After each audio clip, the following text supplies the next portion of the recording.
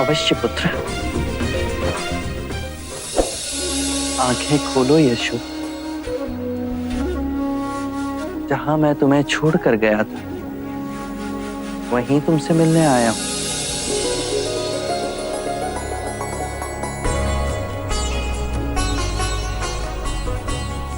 तुम्हें दिया हुआ वचन पूर्ण करने आया हूं। यशोधरा की व्यथा अब हमसे नहीं देखी जा रही। नारी का धैर्य और निस्वार्थ का ऐसा उज्जवल रूप मैंने कभी नहीं देखा। जब उसे ज्ञात हुआ कि तुमने धरती को अपना बिछाना बना दिया है तो उसने भी धरती को अपना सैया बना दिया।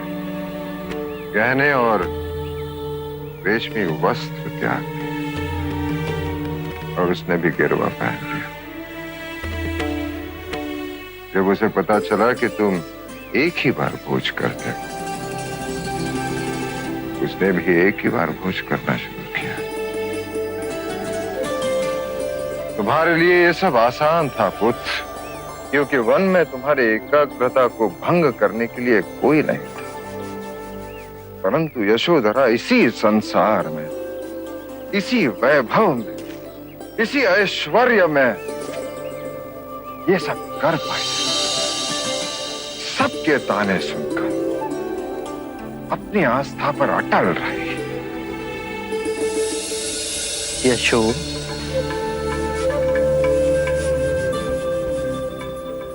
आप तो मुझे गोपा कहकर पुकारते थे। यशो का संबोधन तो पराया लगता है।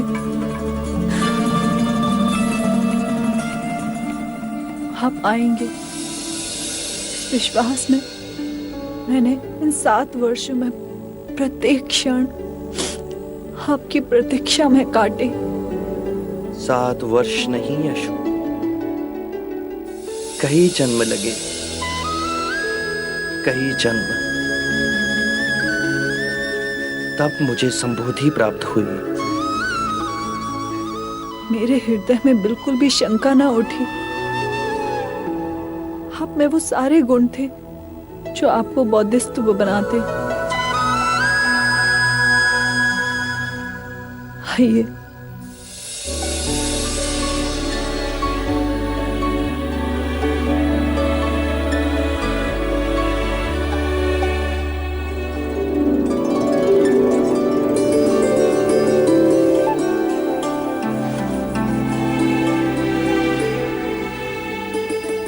एक प्रश्न जो मेरे हृदय में टीस बनकर बैठा है, क्या वो प्रश्न मैं आपसे कर सकती हूँ? तुम्हारे हर प्रश्न का उत्तर दूंगा मैं। आप केवल ये बताइए कि आपने इतना सब किया, मन में कष्ट भोगे, अपने को दुखाया, सताया, तो ये बताइए कि आप यहाँ इसी संसार में रहकर संबोधि का मार्ग नहीं पा सकते थे? मैं आपके मार्ग में बाधक नहीं बनती। यशो, नारी हर बंधनों के बीच रहकर भी मुक्ति पा लेती है, पर नारी हृदय और पुरुष हृदय के भेद को भी समझना होगा। आकाश से वर्षा तब तक नहीं होती जब तक सूर्य की उग्रता से जल भाप ना बन जाए। मुझे संसार से विमुख होना ही था,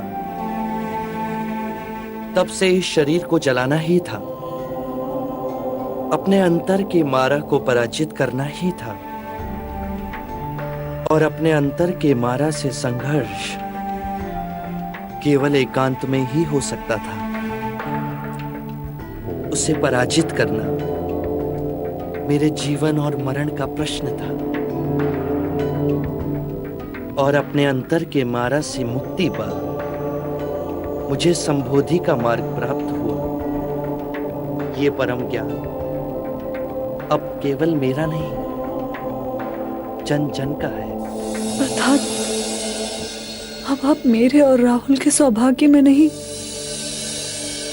यशो, यदि तुम दोनों का ही दुख दूर करूं, तो इस संसार की असंख्य पीड़ित आत्माओं का क्या होगा? ये सारा संसार ही मेरा हो चला है।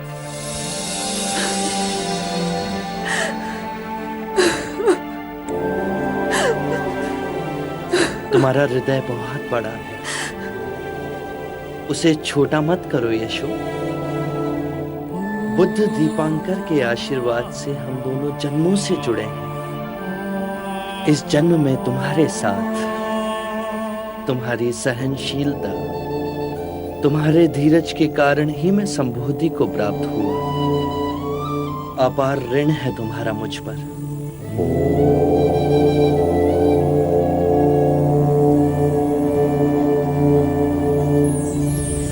बुद्धं शरणं गच्छामि, धम्मं शरणं गच्छामि, संघं शरणं गच्छामि, बुद्धं शरणं गच्छामि।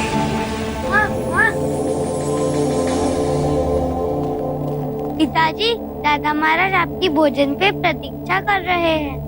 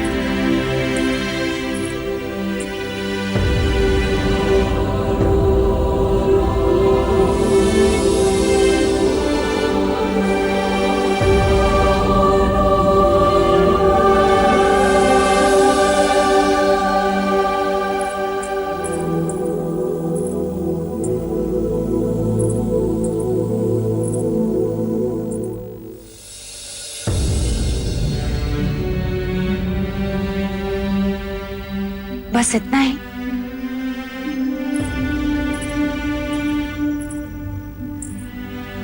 मिष्ठान नहीं लोगे? हाँ, यशोधरा ने अपने हाथों से बनाया है, तुम्हें बहुत पसंद था ना?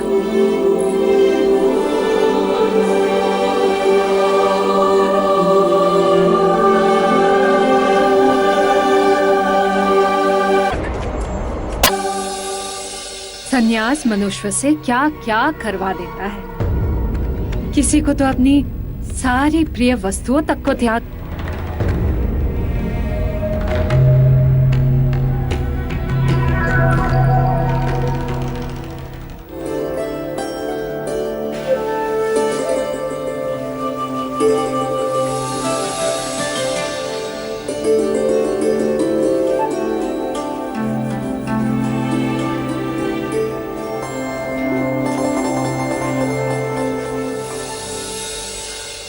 सिद्धार्थ, सुना है आजकल बस एक ही समय खाते हो। तुमने मिठाई भी ऐसे खाई जैसे भिक्षा।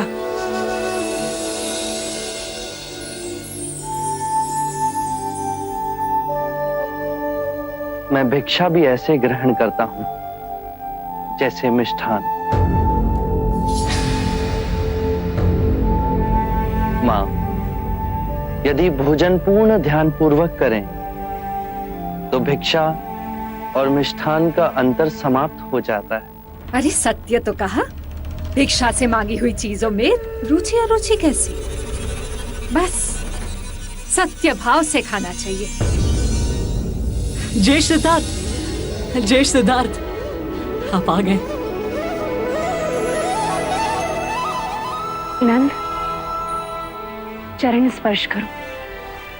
अभी केवल तुम्हारे ज्येष्ठ नहीं, बुद्ध भी है।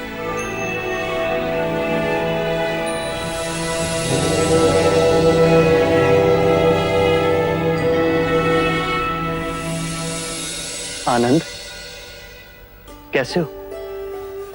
सिद्धार्थ, अब हमें भी तुम्हें बुद्ध कहने का प्रयास करना होगा। काल का चक्र देखो,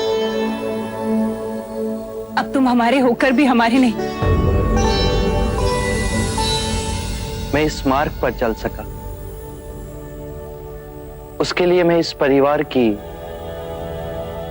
3 स्त्रियों का बहुत आभारी हूं। मां, आपने कष्ट, त्याग सब किया, अपने ममता की शीतल छाया का आंचल मेरे सिर पर रखा। इस मार्ग पे आपका आशीर्वाद हमेशा मेरे साथ था।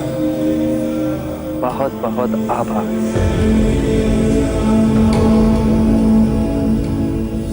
गोपा, तुमने भी अपना मोह और स्वार्थ नहीं देखा, मुझे सन्यास के मार्ग पे जाने की अनुमति दी।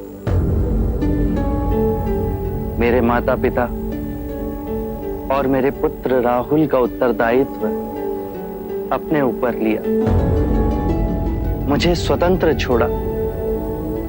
उसके लिए तुम्हारा भी बहुत बहुत आभार। और मेरी तीसरी प्रेरणा बनी मंगला काकी। यदि मंगला काकी मुझे उस सन्यासी से ना मिलाती तो वैराग्य का मार्ग मेरे लिए स्वप्न ही रह जाता।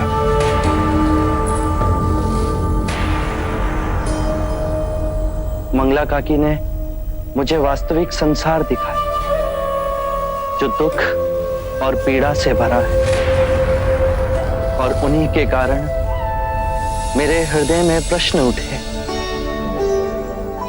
जिनका उत्तर खोजना मेरे जीवन का लक्ष्य बना।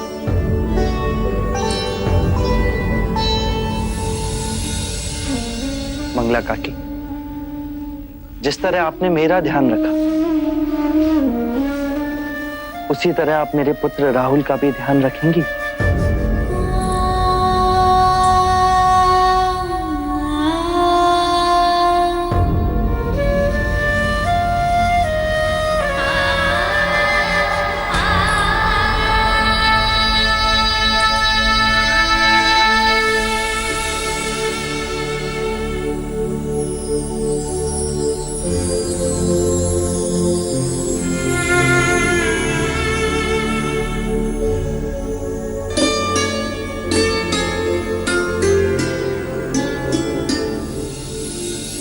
अब आप सब मुझे आज्ञा दें, मुझे निगरोध वन की ओर प्रस्थान करना है।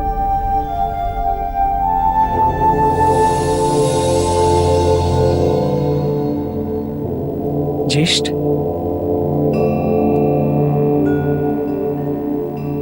क्या हम आपके साथ निगरोध वन में रह सकते हैं? आपने जो परम सत्य पाया, क्या आप हमें उसके दर्शन कराएंगे? अवश्य।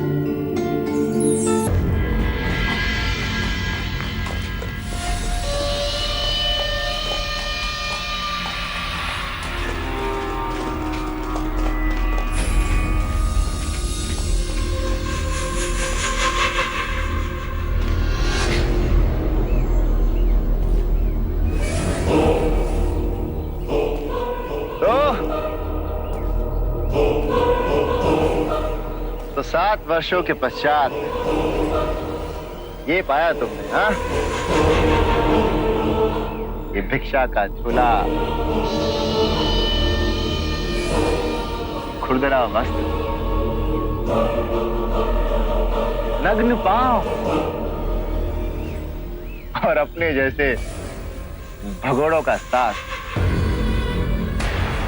वो का है?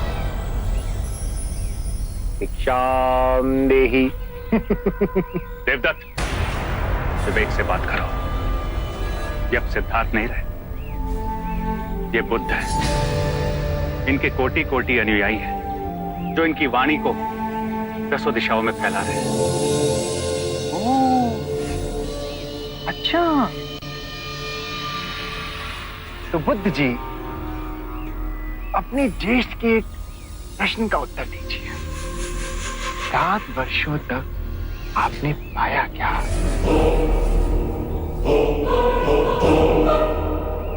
शांति। शांति।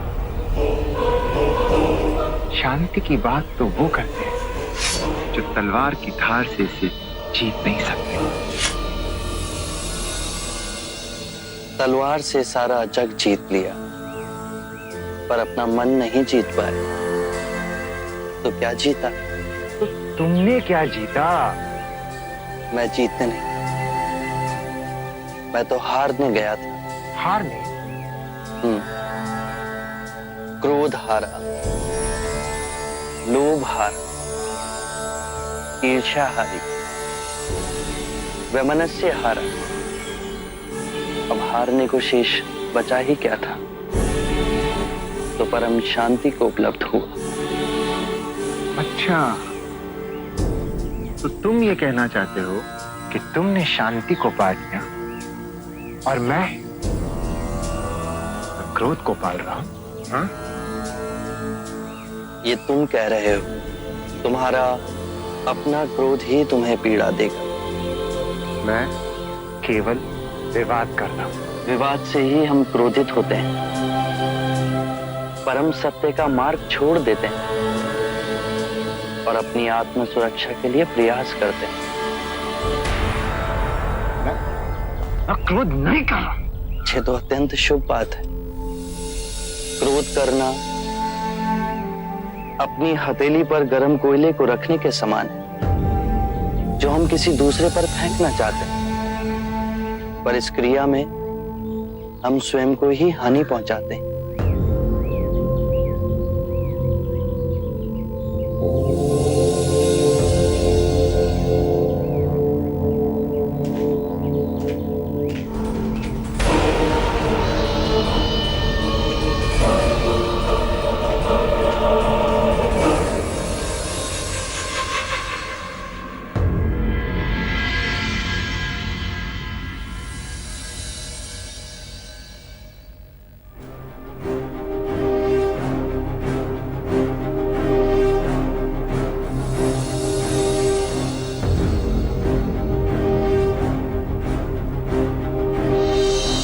आपको देने के लिए इसके सिवा और कुछ ना है।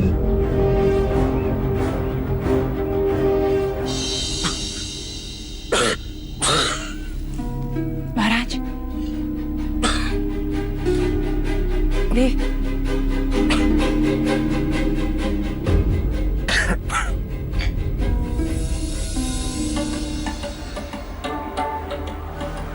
अब आप विश्राम कीजिए।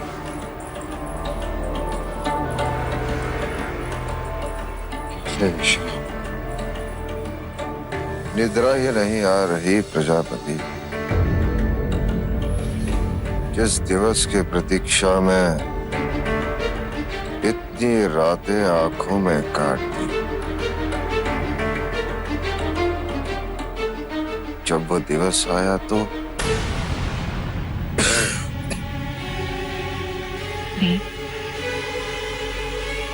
मैंने सिद्धार्थ को जन्म नहीं दिया, किंतु उसने मुझे मां बनाकर धन्य कर दिया।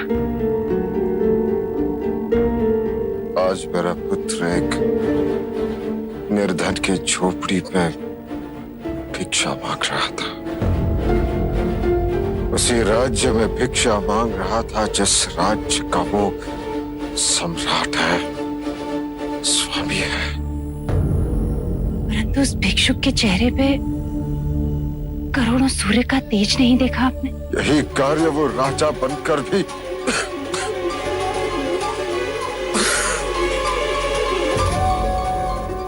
परंतु बुद्ध बन पूरी मानवता को उभारेगा। पूरे विश्व में उसकी कीर्ति होगी, वो कीर्ति जो उसे अजर अमर करेगी। आपका पुत्र आपके नाम को अमृतत्व करेगा।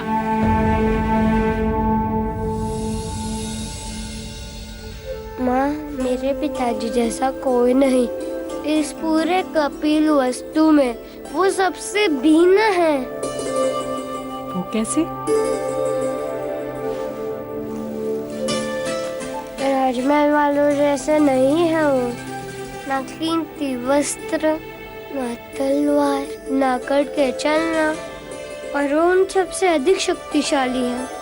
हाँ, वो सबसे अधिक शक्तिशाली है। जानते हो क्यों? क्योंकि तुम्हारे पिताजी ने स्वयं को जीत लिया। जिसने सारे संसार को जीत लिया पर स्वयं को नहीं जीता, उसने कुछ नहीं जीता। पर जिसने स्वयं को जीत लिया, समझो उसने सारी सृष्टि को जीत लिया। माँ, क्या मैं पिताजी के साथ रह सकता हूँ? मैं तुम्हें कैसे रोक सकती हूँ? तुम तो उनके उत्तराधिकारी हो।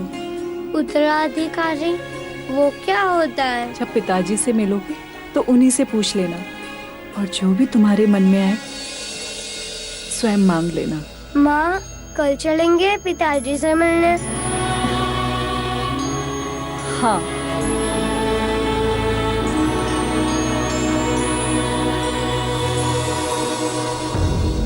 आज तक सिद्धार्थ को मैंने तिरस्कार और घृणा के सिवा कुछ भी नहीं दिया। जब भी चाहा उसका बुरा ही चाहा मैंने, सदैव बुरा चाहा। और आर्य आज उसी सिद्धार्थ ने सबके सामने मेरी तुलना प्रजापति और यशोधरा से की। आर्य,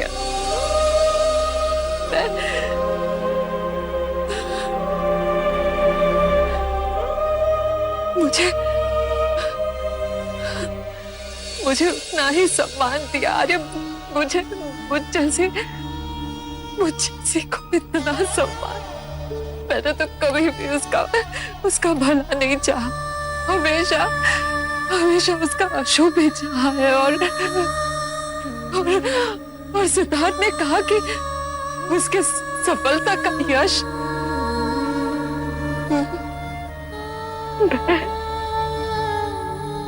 नहीं आशिया, नहीं, मेरी अंतरात्मा मुझे कोस रही है। मैं क्या करूं आर्य? मैं घृणा और दुख से भर गया है मेरा मन।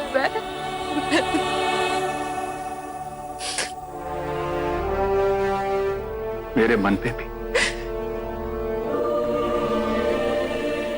सिद्धार्थ की अमिट छाप बन गई। अब समझ में आया कि सिद्धार्थ तो किसी और ही मिट्टी का बना हुआ, और हम है कि कभी सिंहासन के आगे सोच भी नहीं सके। वो सिंहासन जो सिद्धार्थ के लिए पाना बहुत सहज था, वो एक क्षण में उसे छोड़कर चला गया। हम इतनी सी भी बात समझ नहीं पाए मंगला, और पाप पे पाप करते रहे। सच कहा था अजातशत्रु ने। सिद्धार्थ सम्मोहन की विद्या सीख कर आया है। देखो, मेरे माता पिता को देखो, कैसे दुख में मुंह लटकाए ग्लानि में डूबे बैठे हैं।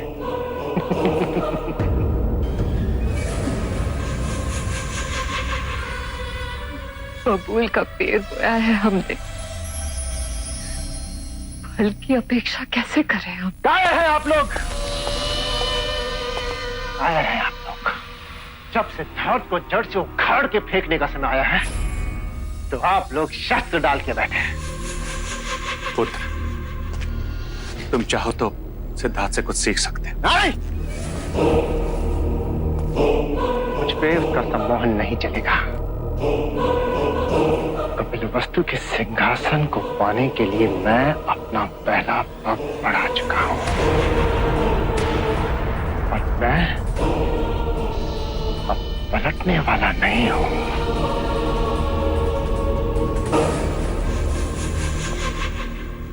मेरी सेना वेश बदलकर अजात शत्रु की सहायता के लिए पहुंच चुकी है और अब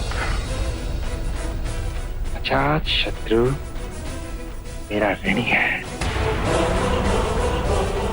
और मैं जब चाहूं कपिलवस्तु के सिंहासन को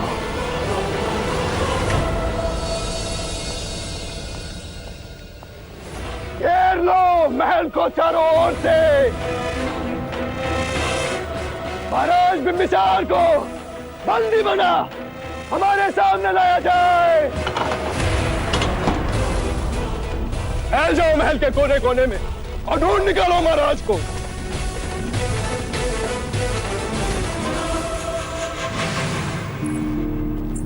महाराज, मैं आपकी कब से प्रतीक्षा कर रही थी। आम्रपाली, मैं तुम्हें सचेत करने आया। अजात शत्रु ने मेरे विरुद्ध विद्रोह कर दिया। उसके सैनिक किसी भी समय मुझे ढूंढते हुए आ सकते हैं। महाराजा बिंबिसार इस दिशा में भी नहीं है। युवराज, महाराज इधर भी नहीं है। तुम हमारे पुत्र जीवों को लेकर यहाँ से तुरंत निकल जाओ। नहीं आम्रपाली, ये भावुक होने का समय नहीं है। मेरे गुप्तचरों ने मुझे सूचित किया है कि अजात शत्रु मुझे बंदी बनाकर अपने आप को मगध का राजा घोषित करेगा। लगता है महाराज पलायन कर गए। अर्थात महाराज को पहले से ही हमारे विद्रोह की सूचना थी। तख्ता पलट होते ही मैं उन्हें अपना बंदी बना लेता तो मेरी विजय निश्चित थी। चिंता न करें युवराज, मगध की सीमा पर हमारे ही लोग तैनात हैं। मेरे कुछ सेनापति और सैनिक भी मिले हुए। कपिलवस्तु जो सैनिकों की टुकड़ी गई थी वो भी उसके साथ है। महाराज भाग के कहां जाएंगे? जाओ मगध के कोने कोने में जाओ और हर उस जगह को खोद डालो जहां महाराज के छुपे होने की संभावना है। अजात शत्रु अपने शत्रु को पाताल से भी निकाल के ले आएगा। मैं भी आपके साथ कारागृह चलूंगी पर आपका साथ नहीं छोड़ूंगी। आम्रपाली, ऐसा कोई प्रण मत करो। यदि अजात शत्रु यहाँ आ गया तो तुम्हें और हमारे पुत्र जीवक को जीवित नहीं छोड़ेगा। इसलिए जैसा मैं कहता हूँ वैसा ही करो। ऐसी अवस्था में आपको छोड़ के? आम्रपाली, तुम्हें मुझ पर विश्वास है? हमारे पक्ष में केवल एक बात है। अजात शत्रु ने इससे पहले तुम्हें कभी नहीं देखा। यदि वो इस महल में तुम्हें ढूंढते हुए आ भी गया तो तुम्हें कभी पहचान नहीं पाएगा। मेरे सैनिक तुम्हें सुरक्षित वैशाली पहुंचा देंगे। यदि आपके सैनिक मुझे सुरक्षित वैशाली पहुंचा सकते हैं तो आप क्यों नहीं चलते? वैशाली क्या, हम कहीं दूर चलेंगे। आखिर हम इस राजपाट से क्या लेना? प्रिय आम्रपाली, मैं मगध सम्राट बिंबिसार हूं। अब तक का जीवन मैंने शीश उठाकर जिया है। यदि मैंने आज पलायन कर दिया तो मैं अपनी दृष्टि में गिर जाऊंगा और उसके पश्चात जो भी जीवन मिलेगा वो धिक्कार के समान होगा। समय बलवान है आम्रपाली। यदि ईश्वर ने चाहा तो हम फिर से मिलेंगे। मेरी बात मानो आम्रपाली, यहां से शीघ्र चली जाओ।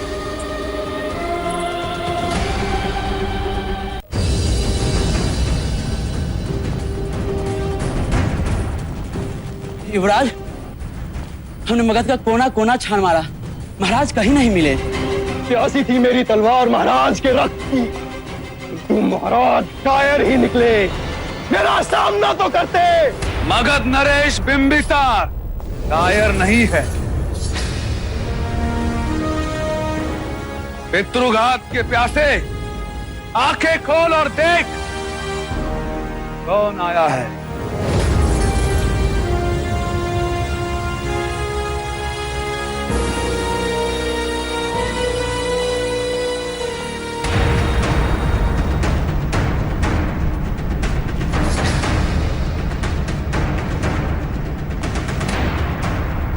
अपने पिता की पीठ पर वार करने वाले कायर, ये तू भी जानता है कि मैंने एक पिता का धर्म निभाया है। अन्यथा उसी दिन तुम्हें मृत्यु दंड दे दिया होता। मुझे मृत्यु दंड देते तो आज का दिन न देखना पड़ता, किंतु आज आप मेरे बंदी हो। हाथ जोड़ के अपने जीवन की प्रार्थना करेंगे या शूरवीर होने का ढोंग करेंगे? ये निश्चय मैं आपसे छोड़ता हूं। अजात शत्रु, मुझे तुम पर दया आती। तुमने मुझे बंदी बनाया, मैं स्वयं चलकर तुम्हारे पास आया हूं। बुद्ध का अनुयायी बनने के बाद मैंने अपने मन के हर भय पर विजय पा ली है। ना मुझे महल ललचा सकता है, ना ही मुझे कारागृह का कोई भय लगता है। बांध लो इन्हें, लोहे की हथकड़ियों में बंदी बना लो। अब बुद्ध का पाठ आप कारागृह में ही पढ़ेंगे।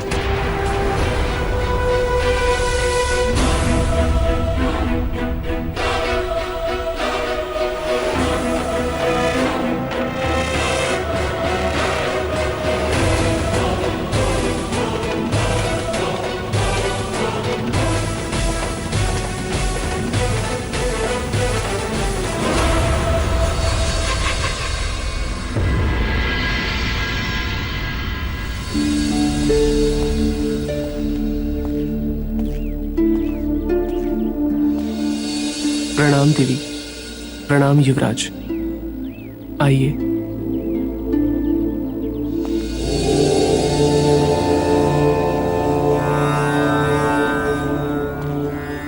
पिताजी, पिताजी।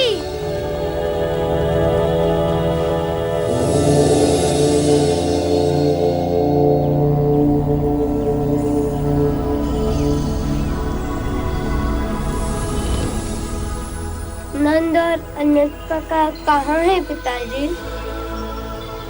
अमात्य आज दीक्षा ले भिक्षुक बन रहे हैं। वो दोनों उसी प्रक्रिया को देखने गए। मैं भी देख सकता हूँ। आइए।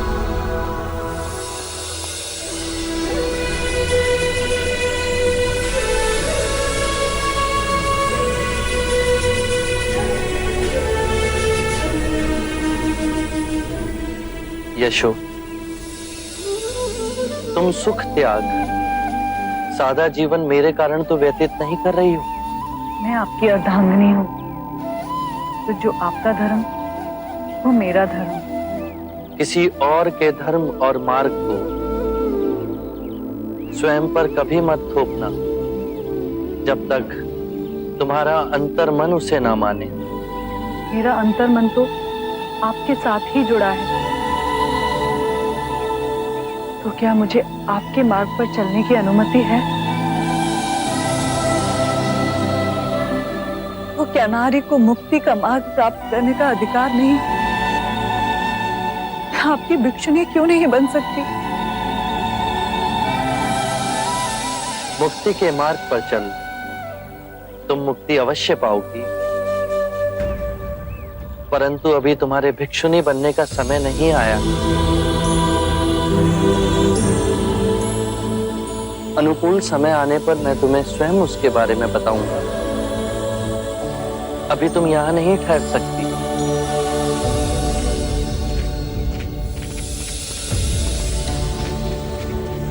क्या मैं आपके साथ रह सकता हूँ? मैं जानता था आप मुझे अनुमति दे देंगे। मैं आपका उत्तराधिकारी जो हूँ। अवश्य, सही समय आने पर मैं तुम्हें तुम्हारा उत्तराधिकार अवश्य दूंगा। ज्येष्ठ, क्या मैं दीक्षा ले सकता हूँ? भिक्षु बन सकता हूँ? अवश्य, किंतु महाराज की अनुमति के पश्चात।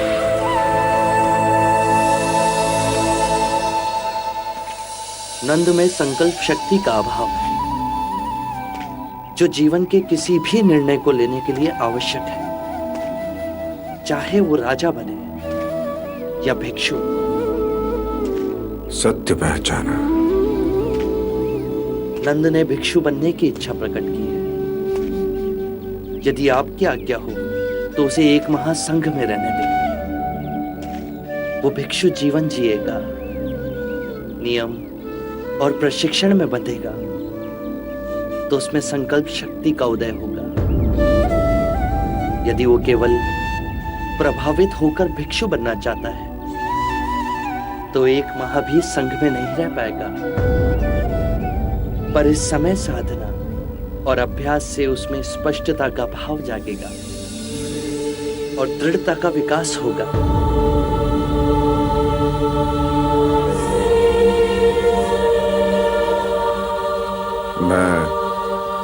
मैं तुम्हें अनुमति देता हूं। एक बात और पिताजी, मेरा यहां से प्रस्थान का समय हो गया। अगले सप्ताह मैं कौशल की ओर प्रस्थान करूंगा।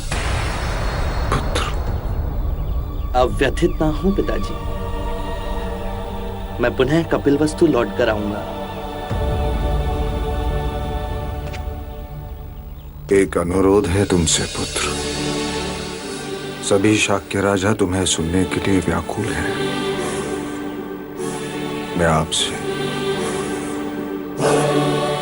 बुद्ध से ये प्रार्थना करता हूं कि अपने ज्ञान का संबोधन करें। अवश्य। बुद्धं शरणं गच्छामि, धम्मं शरणं गच्छामि, धम्मं शरणं गच्छामि, संघं शरणं गच्छामि, संघं शरणं गच्छामि।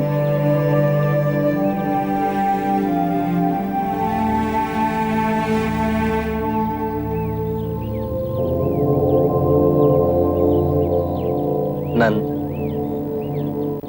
आज से तुम भी संघ के सदस्य हुए। आज से तुम अष्टांग मार्ग का पालन करोगे। ध्यान में मध्य में स्वयं को केंद्रित करोगे।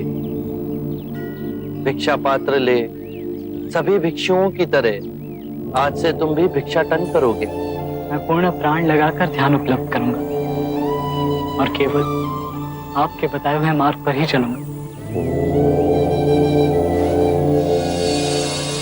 पिताजी, अब नंद काका सदैव आपके पास ही रहेंगे, तो मुझे भी दीक्षा दे दीजिए। तुम्हें भी दीक्षा दी जाएगी। तुमने मुझसे अपना उत्तराधिकार मांगा था, अब उसे देने का समय आ गया है। बुद्ध, इस अबोध बालक को हम भिक्षु कैसे बना सकते हैं? राहुल को अभी केवल दीक्षा के लिए तैयार होने का अभ्यास कराया जाएगा। जब ये बड़ा हो जाएगा तो इसे पूर्ण दीक्षा दी जाएगी। अभी केवल उसे नवदीक्षित की प्रतिज्ञा मात्र ही लेनी है। मैं राहुल को स्वयं नवदीक्षित की प्रतिज्ञा दूंगा।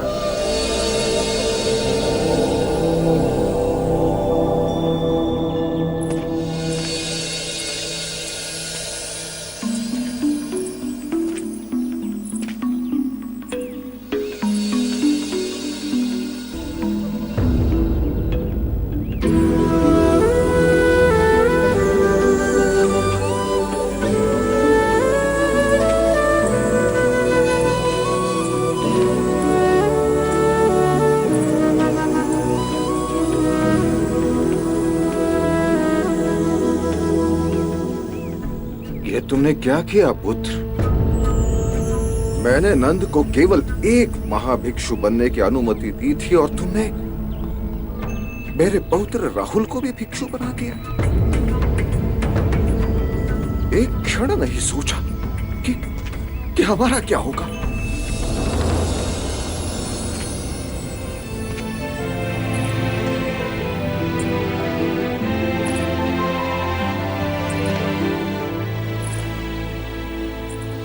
जब तुम सन्यासी बनकर घर त्याग कर चले गए,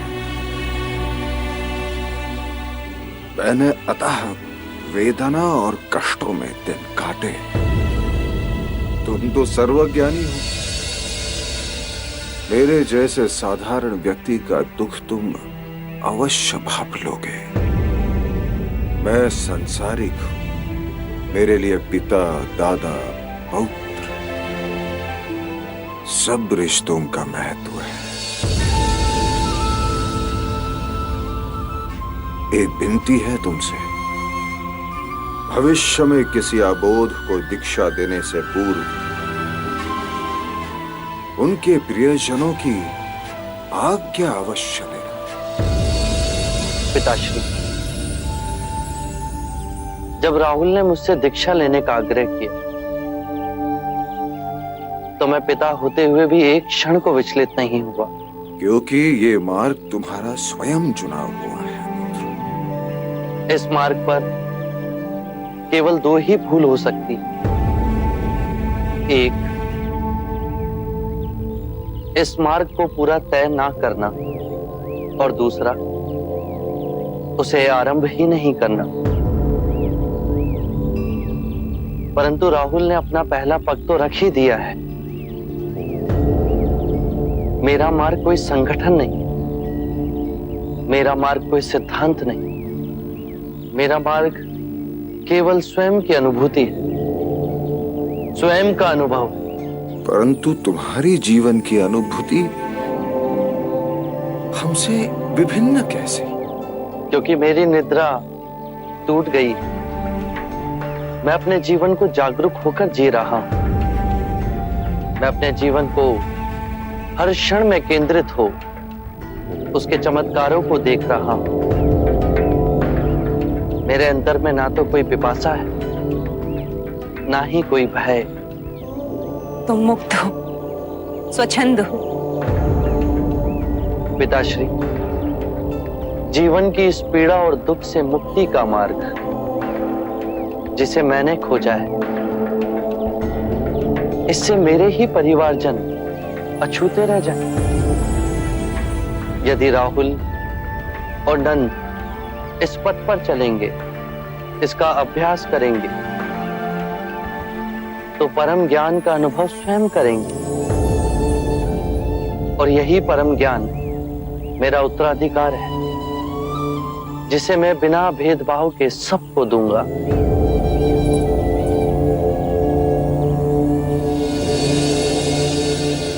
आरंभ हो गई निर्वाण प्रथा, सुनो सुनो ये बुद्ध कथा।